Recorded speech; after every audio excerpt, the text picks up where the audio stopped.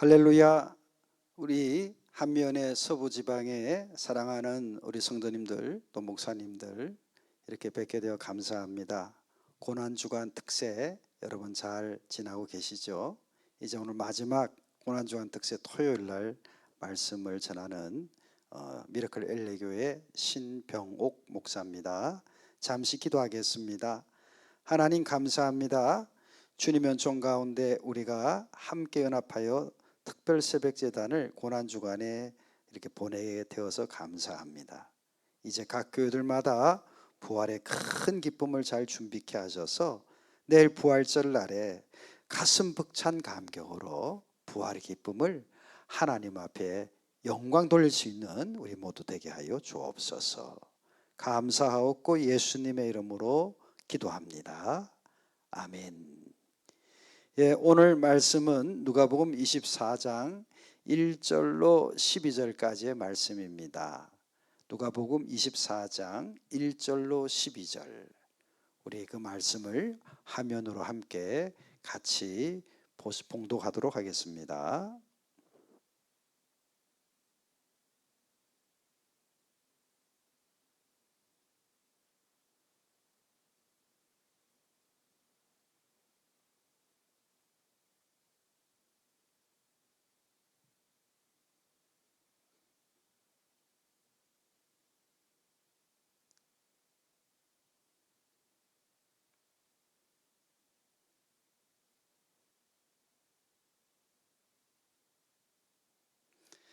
네, 오늘 저는 이 본문을 통해서 부활의 첫 증인들이라는 제목으로 말씀을 전하고자 합니다. 말씀의 제목을 부활의 첫 증인들. 오늘 본문에 보면 이제 어제 예수님이 굿프라이데이에 십자가에서 돌아가셨고, 그리고 이제 내일 부활절 새벽, 내일이죠. 이 새벽에 부활의 첫 증인들이 등장합니다. 바로 그분들은 예수님의 수제자 베드로도 아니고 요한도 야고보도 아닌 예수님 근처에 함께 있었던 마리아들입니다. 마리아들. 참 이것을 보면 우리 여인들의 우리 믿음이 참으로 놀랍지 않습니까? 이 사도들보다 더 대단한 믿음이지요. 자, 어떻게 해서 이 마리아들이 부활의 첫 증인이 될 수 있었을까요? 오늘 저는 그 말씀을 함께 나누고자 하는 것입니다. 우리 첫 번째 팀 함께 보실까요? 첫 번째 팀 다 함께 읽겠습니다. 시작. 사모함으로 첫 증인이 되었습니다. 부활의 첫 증인된 이들은 사모하는 마음이 정말 뜨거웠던 거죠. 자, 오늘 본문 말씀 1절 말씀을 다 함께 봉독하겠습니다. 안식 후 첫날 새벽에 이 여자들이 그 예배한 향품을 가지고 무덤에 가서. 아멘. 안식 후 첫날 새벽. 오늘 누가복음 24장에는 이 말씀을 안식 후 첫날 새벽으로 표현하고 있는데요. 평행 본문인 마태복음 28장 1절에는 미명, 새벽 미명이라고 표현하고 있고요. 요한복음 20장 1절 평행 본문인데요. 아직 어두울 때에. 그러니 예수님이 십자가에 못 박히시고 돌아가셔서 병사들이 수직하고 지키는 그 무덤에 이 여인들은 캄캄한 시간인데도 불구하고 그 무덤을 찾아간 거죠. 왜 그 캄캄한 시간에 또 이 무덤을 찾아왔을 때 생길 수 있는 그렇게 서슬프른 십자가형을 당하셨는데 혹시 나에게 엄청난 불이익이 생기지 않을까 염려될 만한 그런 어떤 환경과 상황 속에서 이 마리아들은 어떻게 그 무덤을 향해 달려왔을까요? 그 여인들의 마음에 예수님에 대한 사모함이 있었던 것이라고 깨달아집니다.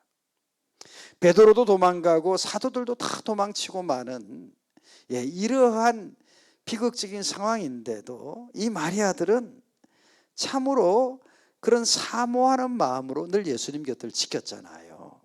십자가 예수님 못 박히는 당시에도 어머니 마리아를 비롯해서 그 여인들이 함께 했었거든요.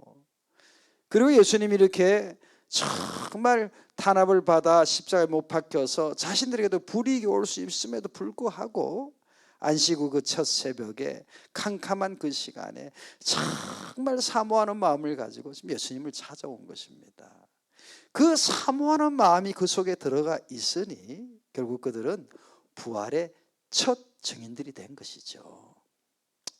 이번 부활절을 준비하면서 여러분 마음은 어떠셨습니까? 내일이 부활절인데요. 사모하는 마음이 있습니까? 저는 말씀을 준비하면서 어린 시절의 생각이 떠올랐어요.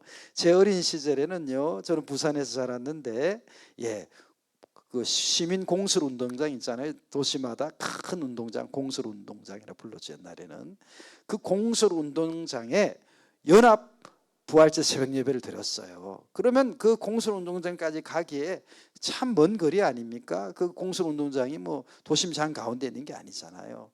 그 먼 거리를 첫 차를 타고, 첫 새벽 차를 타고, 버스를 타고 그 새벽에 가서 함께 연합 새벽 예배를 드리는 거죠. 어린 시절 기억으로는 그 공설 운동장에 그 많은 좌석들이 꽉 찼어요. 온 교인들이 다 함께 모여서 부활절 연합 새벽 예배를 드리는 거예요. 밤잠을 설쳐가면서 사모하는 마음이 그 시절에는 있었단 말이죠. 그런데 오늘날 부활절이 찾아왔지만 예수님이 십자가에 죽으시고 부활하시건만 사모하는 마음이 우리에게 없는 그런 부활절을 맞이한다면 이것이 얼마나 슬픈 일이겠습니까? 그래서 오늘 사모하는 마음이 내 속에 있는가? 이 사모함이 들끓어서 두려움을 뚫고 어두움을 뚫고 무서움을 뚫고 불편함을 뚫고 불이익을 뚫고 그 예수님을 내가 반드시 그 새벽에 만나야겠다는 그런 마음이 내게 있는가? 그렇게 생각해 보니까 우리 서지방 우리 성도님들을 칭찬할 수밖에 없어요. 왜 함께 이렇게 새벽 예배도 드리고 뿐만 아니라 교단에서 나올 때 우리가 건축한 건물들을 다 포기하고 수십 년 동안 몸담았던 교회를 다 내려놓고 교회의 모든 재산을 내려놓고 광야로 나온 거 아니에요. 우리 모두가 아마 말씀을 사모하는 마음 또 십자가를 사모하는 마음이 있어서 그렇게 하지 않았을까요? 저와 여러분들이 이번 부활절 내일 부활절에 정말 사모하는 마음으로 부활의 첫 증인들이 되시기를 주님 이름으로 축복합니다.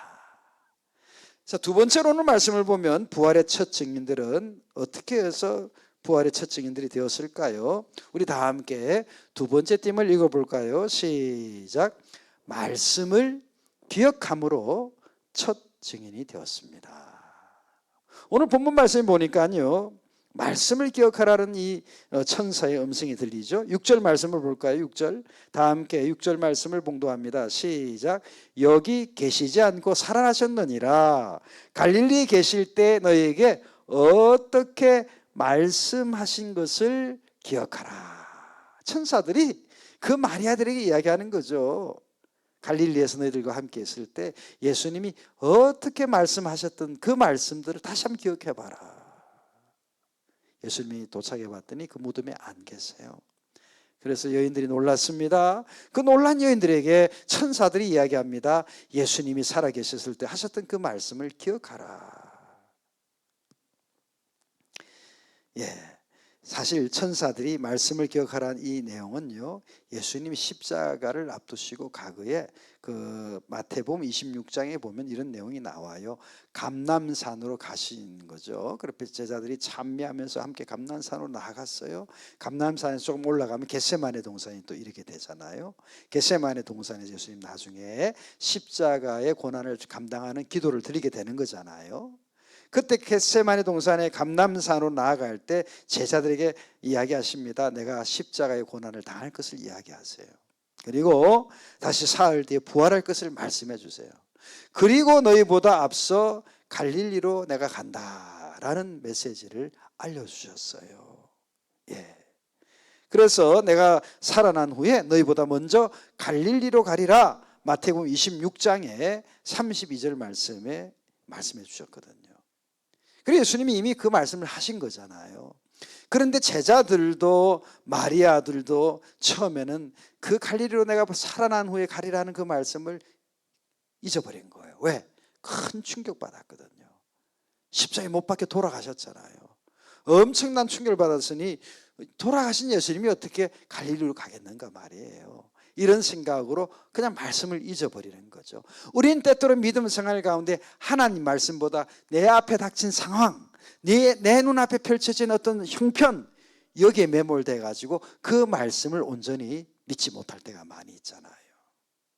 저는 자주 이야기합니다. 팬데믹 왔을 때 세상의 뉴노멀을 따라가지 마십시오. 하나님 우리에게 주신 이 오리지널 노멀을 따라갑시다. 늘 말씀드렸거든요. 이 오리지널 노멀을 따라 늘 말씀 읽고 늘 말씀 묵상하고 이 말씀을 따라 살아가면 틀림없이 말씀대로 될 것입니다. 그런데 때로는 요 앞에 당한 환경이 너무나 힘들고 어렵고 심지어 교단에 파이어 되기도 하고 모든 재산을 빼앗기고 나와야 되기도 하고 이런 여러 가지 어려움들도 있지만 하나님이 우리 주신 말씀하신 것을 기억한다면 상황도 문제가 안 됩니다. 조건도 문제가 안 됩니다. 그래, 빨리 갈릴리로 가서 예수님을 만나야 하지 않은 기쁨만이 우리 마음속에 벅차오르는 것이죠. 사랑하는 성도 여러분, 무덤을 찾아온 마리아들에게 천사는 이야기합니다. 말씀하신 것을 기억하라. 그럼 왜 갈릴리로 예수님이 가신다고 하셨을까요? 오늘 마지막 설교 말씀 중에 이 갈릴리는 큰 의미가 있죠.